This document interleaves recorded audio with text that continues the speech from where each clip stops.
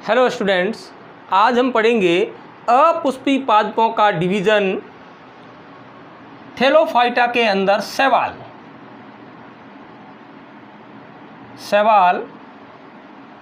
Algae. इससे पहले अध्याय 2 के अंदर एक टॉपिक रह गया था। देखिए, अध्याय 2 के अंदर हमने क्या क्या पढ़ा था। अध्याय 2 के अंदर हमने मोनेरा जगत पढ़ा था। मोनेरा जगत जो हमने पूरा पढ़ लिया। उसके बाद में प्रोटिस्टा जगत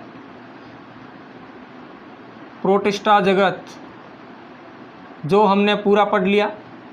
उसके बाद में कवक जगत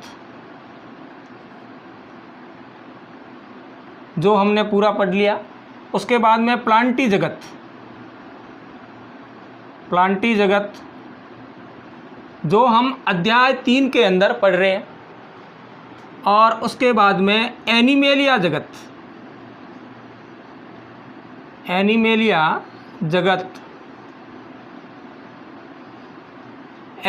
जगत का अध्याय 4 जो है वो पूरा एनिमेलिया जगत का है, जिसके अंदर हम एनिमेलिया जगत के बारे में पढ़ेंगे। तो इस प्रकार से हम 5 जगतों का अध्ययन जो है वो कंटिन्यू हो जाएगा, ठीक है। जिसमें हमने मोनेरा, प्रोटिस्टा और कवक का अध्ययन कर लिया है और प्लांटी का अध्ययन हम जो कर रहे हैं, और एनिमेलिया जगत जो है वो अध्याय 4 के अंदर पूरा हो जाएगा। और उसके बाद में यहाँ था वायरस,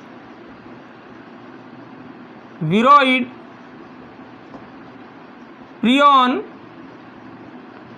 और लाइकेन जो था हमने कवक जगत के सहजीवन के अंदर पढ़ लिया था। यानी कि लाइकेन जो होता है वो शैवाल और कवक का सहजीवन होता है, जिनमें शैवाल के भाग को शैवालांश कहते हैं और कवक के भाग को कवकांश कहते हैं। शैवालांश जो होते हैं वो स्वपोषी होते हैं और कवकांश जो होते हैं वो परपोषी होते हैं। शैवाल कवकों के लिए भोजन का संश्लेषण करते हैं और इसके बदले में कवक जो होते हैं वो शैवाल को आवास प्रदान करते हैं, जल और खनिज लवणों का अवशोषण करते हैं। इस प्रकार से शैवाल और कवकों का सहजीवन क्या कहलाता है? लाइकेन कहलाता है। यह हमने कवक जगत के अंदर कवकों के सहजीवन जो था उसके अंदर इसका अध्ययन हमने कर लिया था। एक बात इसमें ध्यान रखनी है कि ये जो लाइकेन होते हैं ये प्रदूषण के संकेतक होते हैं।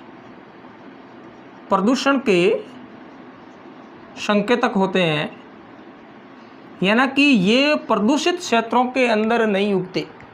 यानी कि जहाँ पर प्रदूषण होता है वहाँ पर लाइकेन नहीं पाए जाते, ठीक है। ये बात याद रखनी है कि लाइकेन जो होते हैं वो प्रदूषण के अच्छे संकेतक होते हैं। जिस क्षेत्रों के अंदर या जिन क्षेत्रों के अंदर प्रदूषण होता है वहाँ पर लाइकेन नहीं पाया जाता, ठीक है। तो ये बात इसमें याद रखनी है। अब देखिए, वायरस, विरोइड और प्रियन, ये तीनों जो है वो वायरस ही है, विषाणु ही है। इनको इन जगतों के अंदर नहीं रखा गया। क्यों नहीं रखा गया? क्योंकि ये जो जीव होते हैं ये वास्तविक जीव नहीं होते। इनके अंदर कोई कोशिका नहीं होती, यानी कि ये अकोशिक जीव होते हैं। इनके अंदर कोई कोशिका नहीं होती। ये अकोशिक जीव होते हैं जो प्रोटीन और न्यूक्लिक अम्ल के बने होते हैं। अगर कोशिका है तो उसके अंदर क्या है? कोशिका झिल्ली है, कोशिका द्रव्य है, केंद्रक है, कोशिकांग है। इनके अंदर इसी प्रकार का कोई कोशिका झिल्ली, कोई केंद्रक और इसके अंदर जीव द्रव्य आदि कुछ भी नहीं होता, कोशिकांग नहीं होते। इस प्रकार से ये अकोशिक जीव होते हैं। वायरस क्या होते हैं? अकोशिक जीव होते हैं। और इसलिए इन्हें मोनेरा, प्रोटिस्टा, कवक, प्लांटी और एनिमेलिया जगत के अंदर नहीं रखा गया, क्योंकि ये वास्तविक जीव नहीं है। ये जब परपोषी कोशिका के बाहर होते हैं, यानी कि जब किसी सजीव कोशिका के संपर्क में नहीं होते हैं, तो ये क्रिस्टल प्रारूप होते, यानी कि निष्क्रिय होते। इनमें किसी प्रकार की कोई सजीव क्रिया नहीं होती जब ये स्वतंत्र रूप में होते हैं।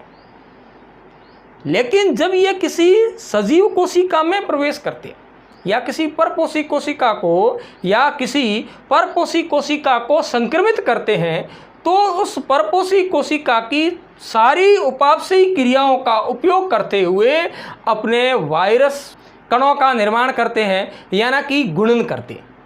जब ये किसी परपोषी कोशिका में प्रवेश करते हैं तो परपोषी कोशिकाओं की सारी उपापचयी क्रियाओं का उपयोग करते हैं और उपयोग करते हुए गुणन करते हैं।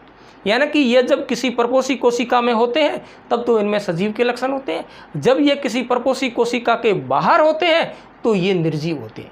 इसलिए वायरस यानी कि विषाणु को सजीव और निर्जीव के मध्य की योजक कड़ी कहा जाता है। यानी कि ये सजीवों के लक्षण भी होते हैं और निर्जीवों के लक्षण भी होते हैं। विशेष रूप से ये निर्जीव है क्योंकि जीव है ही नहीं। जब ये किसी सजीव कोशिका में प्रवेश करते हैं तो सजीव कोशिका का उपयोग करते हुए गुणन करते हैं। ये तीनों क्या है? ये तीनों विषाणु हैं। वायरस के बारे में हमने पढ़ लिया था, विषाणु की खोज किसने की और विषाणु जो होते हैं वो किस प्रकार के होते हैं, प्रोटीन का आवरण किस प्रकार का होता है, इनके अंदर आनुवंशिक पदार्थ किस प्रकार के होते हैं। और इसी प्रकार विरोइड जो हैं वो क्या होते हैं? विरोइड जो होते हैं ये वायरस ही है और इनके अंदर प्रोटीन का आवरण नहीं पाया जाता और आरएनए के छोटे छोटे खंड होते हैं और इनके द्वारा पादपों के अंदर रोग उत्पन्न होते हैं। विशेष रूप से आलू का कंद रोग जो होता है, पोटैटो स्पिंडल ट्यूबर जो होता है वो वोराइड के द्वारा होता है। ये हमने नहीं पढ़ा था, प्रियॉन जो है वो हमने नहीं पढ़ा था। अब हम पढ़ेंगे प्रियॉन।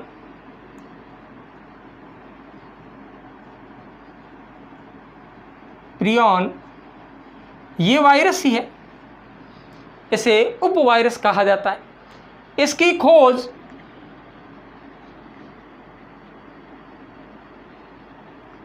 खोज हेग व क्लॉस्के ने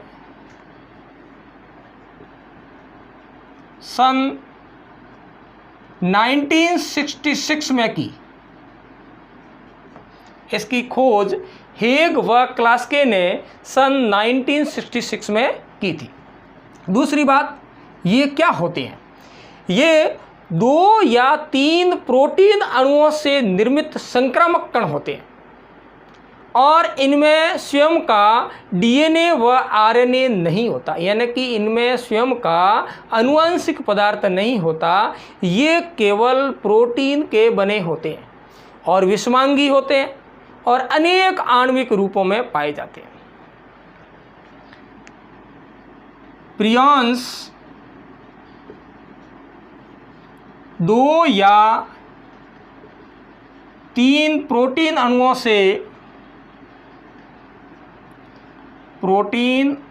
से निर्मित संक्रामक कण होते हैं। संक्रामक कण या संक्रामक तत्व होते हैं जिनमें आनुवंशिक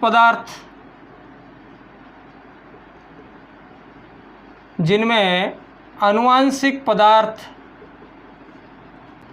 आरएनए व डीएनए नहीं होता।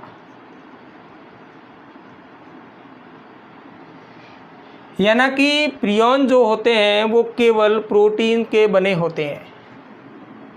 ये केवल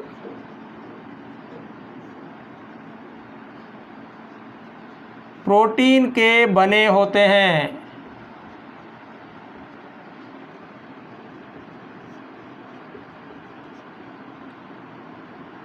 ये विषमांगी होते हैं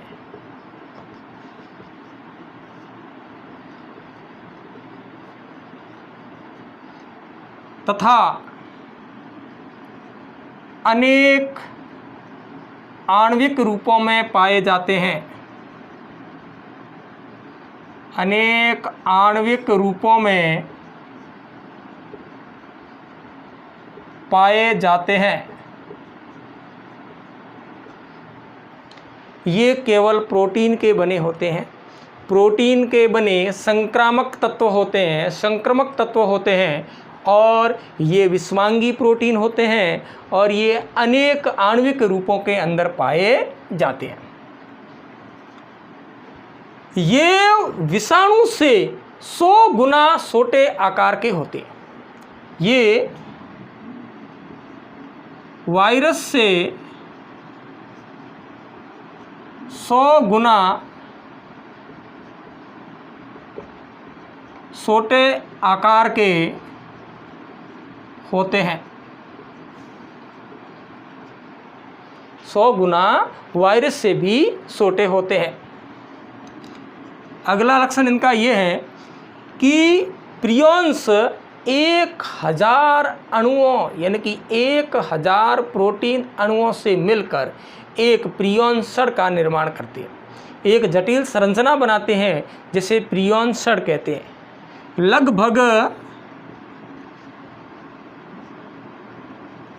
1000 प्रियॉन्स अणु मिलकर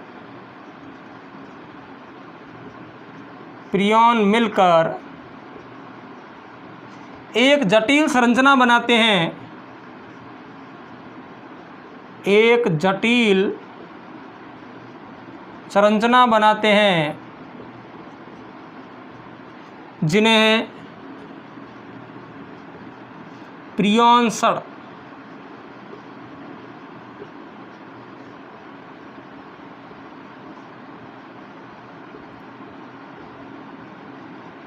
कहते हैं।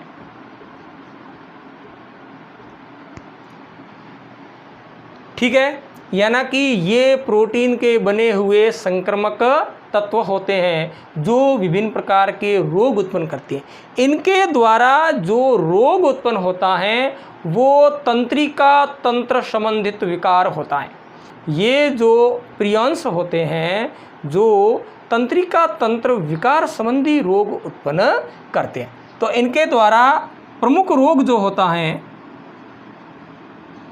इनके द्वारा प्रमुख उल्लेखनीय रोग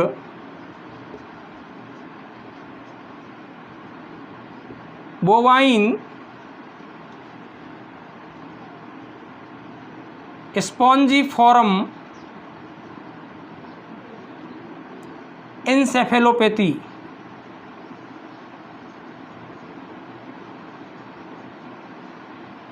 एन्सेफेलोपैथी यानी कि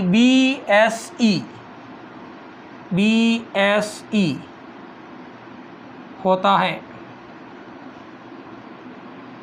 इनके द्वारा जो प्रमुख उल्लेखनीय रोग है वो BSE है, बोवाइन स्पॉन्जिफॉर्म एन्सेफेलोपैथी रोग जो होते हैं वो इनके द्वारा होते हैं। प्रियॉन्स प्रोटीन्स के द्वारा ये रोग होते हैं। ये रोग तंत्रिका तंत्र विकार होते हैं, तंत्रिका तंत्र के अंदर विकार उत्पन्न करते हैं। मवेशियों के अंदर BSE जो होता है वो क्या कहलाता है? मैड काऊ डिजीज़ कहलाता है। यह जो BSE होता है ये पशुओं के अंदर मैड काऊ डिजीज़ कहलाता है, पागल गाय रोग कहलाता है। मवेशियों के अंदर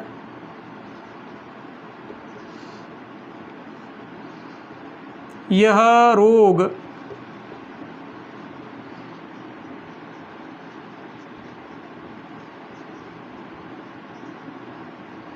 मैड काऊ डिजीज कहलाता है।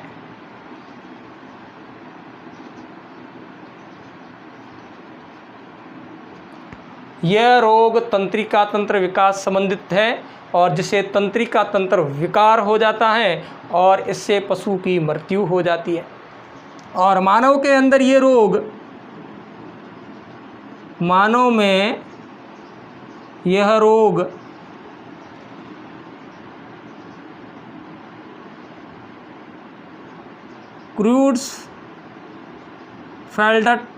क्रूड्सफेल्डर जैकब डिजीज़ कहलाता है, यानी कि CJD कहलाता है। मानव के अंदर ये रोग क्रूट्सफेल्ड जैकब डिजीज़ कहलाता है, यानी कि ये मानव के अंदर तंत्रिका विकार संबंधी रोग है, यानी कि न्यूरो डीजनरेटिव डिजीज़ है, और जिसके द्वारा तंत्रिका तंत्र विकृत हो जाता है और रोगी की 1 साल के अंदर मृत्यु हो जाती है। यानी कि रोग संक्रमण से लेकर 1 साल तक रोगी की मृत्यु हो जाती है। तो ये रोग किसके द्वारा होता है? ये रोग जो है वो प्रियॉन्स प्रोटीन्स के द्वारा होती है, प्रियॉन प्रोटीन के द्वारा होते हैं। तो इस प्रकार से होते हैं प्रियॉन्स। प्रियॉन्स क्या है? प्रियॉन्स एक वायरस है, ये एक उपवायरस है जो किसका बना होता है? जो केवल प्रोटीन का बना होता है। इनके अंदर न्यूक्लिक अम्ल नहीं होता, इनके अंदर अपना स्वयं का आनुवंशिक पदार्थ नहीं होता। ठीक है। इसी प्रकार से विरोइड क्या है? विरोइड आरएनए के छोटे खंड हैं, इनके अंदर प्रोटीन का आवरण नहीं होता। और वायरस जिनके अंदर प्रोटीन का आवरण और आनुवंशिक पदार्थ दोनों क्या कहलाते हैं? वायरस कहलाते हैं। तो इस प्रकार से ये वायरस विरोइड और प्रियॉन्स होते हैं। ठीक है। जो हमने प्रियॉन्स पहले नहीं पढ़ा था, लेकिन वायरस और विरोइड जो है वो दोनों हमने पहले पढ़ लिए थे, और लाइकेन जो था हमने कवक जगत के अंदर पढ़ लिया था। अब हम पढ़ेंगे शैवाल, एल्गी। एल्गी थैलोफाइटा जो डिवीज़न होता है उसके सदस्य होते हैं। एल्गी जो होते हैं, सबसे पहले हम इनका देखते हैं आवास किस प्रकार का होता है। शैवालों का आवास किस प्रकार का होता है? सबसे पहले आवास देखिए, शैवाल अलवणीय जल व लवणीय जल में पाए जाते हैं, और ये नम स्थानों पर भी पाए जाते हैं, बर्फ़ में भी पाए जाते हैं, और असामान्य आवास में भी पाए जाते हैं। शैवाल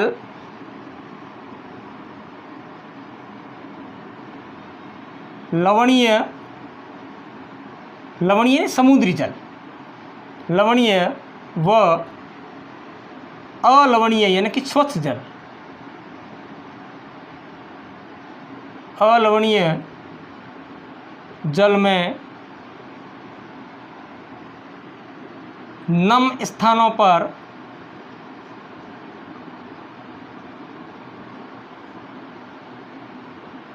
बर्फ में व असामान्य स्थानों में, असामान्य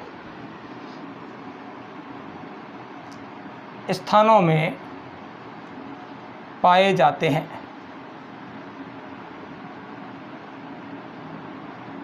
ठीक है। तो ये तो हो गया इनका आवास। अब हम देखते हैं आकार कैसा होता है। आकार, इनमें जड़, तना और पर्ण नहीं पाए जाते, इसलिए इनका पादप शरीर जो होता है वो थैलस कहलाता है।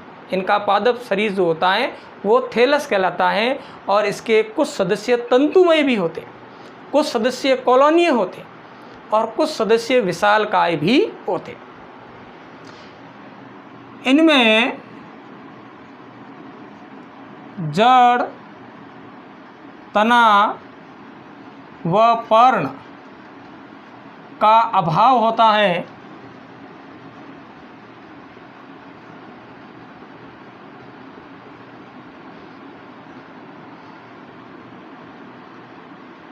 इसलिए इनकी शरीर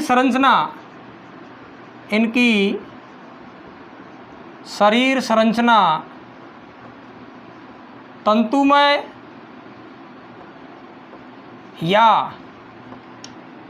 थैलाइड कहलाती है।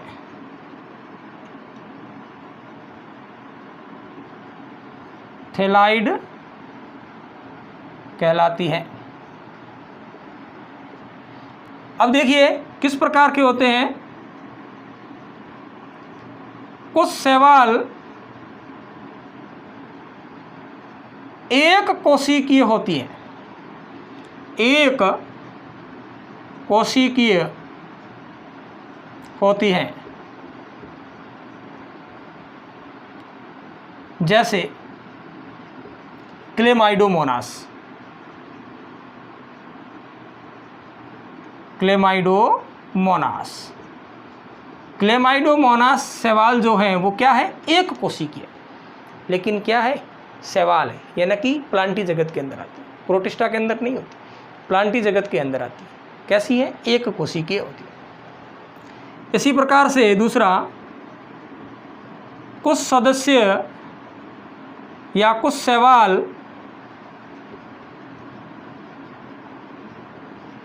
तंतुमय, जैसे यूलोथ्रिक्स,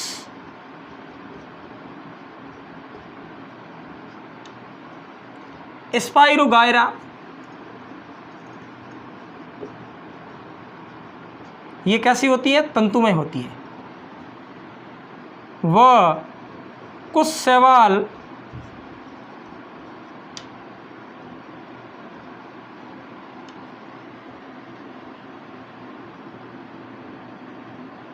कॉलोनीय,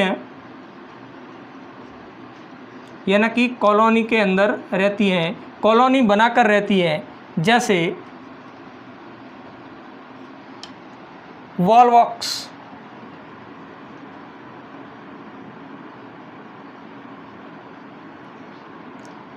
तथा कुछ शैवाल विशालकाय होती है, विशालकाय बड़ी होती है, विशालकाय होती हैं, जैसे कैल्प। ठीक है, कैल्प शैवाल जो होती है वो विशालकाय होती है, और वॉलवॉक्स शैवाल जो होती हैं वो कॉलोनीय होती है, और यूलोथ्रिक्स और स्पाइरोगायरा शैवाल जो होती हैं वो तंतुमय होती है, और क्लेमाइडोमोनास जो होते हैं वो एक कोशिकीय होती है। ठीक है, तो ये इन प्रकार का आवास होता है।